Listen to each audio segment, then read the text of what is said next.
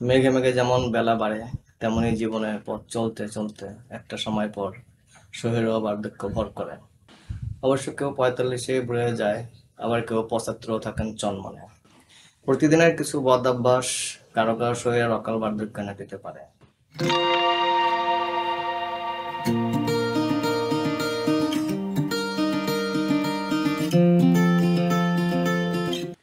অকাল বার্ধক্য একটি জটিল সমস্যা, যার পেছনে বিভিন্ন কারণ থাকতে পারে। এটি এমনই এক সমস্যা যা শরীর, ত্বক, চুল ও সামগ্রিক স্বাস্থ্যের উপরে প্রভাব ফেলে। এটি বিভিন্ন কারণে হতে পারে, যেমন অস্বাস্থ্যকর জীবনযাপন, মানসিক চাপ, পুষ্টির অভাব, জেনেটিক কারণ ও অন্যান্য স্বাস্থ্য সমস্যা। আজ কিছু হোমিওপ্যাথিক ওষুধ নিয়ে আলোচনা করব, যা অকাল বার্ধক্য কমাতে সাহায্য করতে পারে।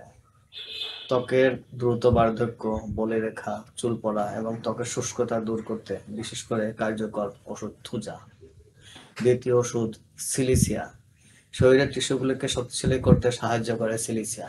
এটি ত্বকের দুর্বলতা, চুল পড়া এবং নখের ভঙ্গুরতা দূর করে। সালফার।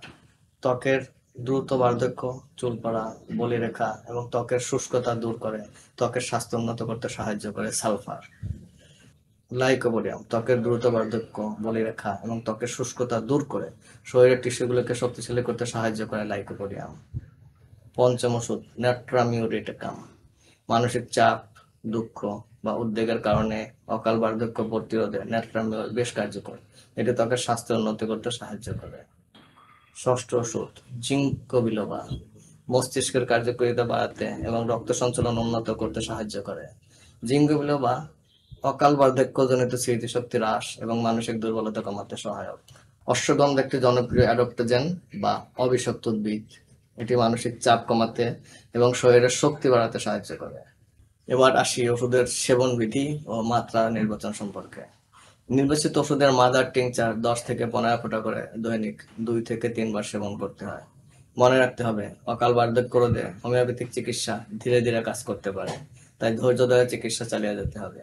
সঠিক ওষুধ এবং মাত্রা নির্বাচনের জন্য একজন অভিজ্ঞ হোমিওপ্যাথিক চিকিৎসকের পরামর্শ নিন। একটি বিষয় আমি প্রায়ই বলে থাকি, চিকিৎসার জন্য জার্মান, সুইজারল্যান্ড, বিভিন্ন দেশের ওষুধের পেছনে ছোটাছুটি করে সময় নষ্ট করবেন না। ভালো চিকিৎসার জন্য সর্বপ্রথম প্রয়োজন হলো লক্ষণ ভেদে সঠিক ওষুধ নির্বাচন করা। সঠিক ওষুধ নির্বাচন করতে পারলে যে কোনো দেশের ওষুধে রোগ ভালো হয়। প্রিয় দর্শক, এরপরেও কোনো কিছু জানার থাকলে ভিডিওর কমেন্টে লিখুন। আপনার জিজ্ঞাসার সঙ্গে অন্যেরও একই জিজ্ঞাসা থাকতে পারে, তাই কমেন্টে প্রয়োজনীয় পরামর্শ দেওয়া হবে, এতে সকলেই উপকৃত হবে। আজ এ পর্যন্ত রাখছি। ইনশাল্লাহ আগামীতে নতুন কোনো বিষয় নিয়ে আলোচনা হবে। আসসালামু আলাইকুম ওয়া রাহমাতুল্লাহি ওয়া বারাকাতুহু।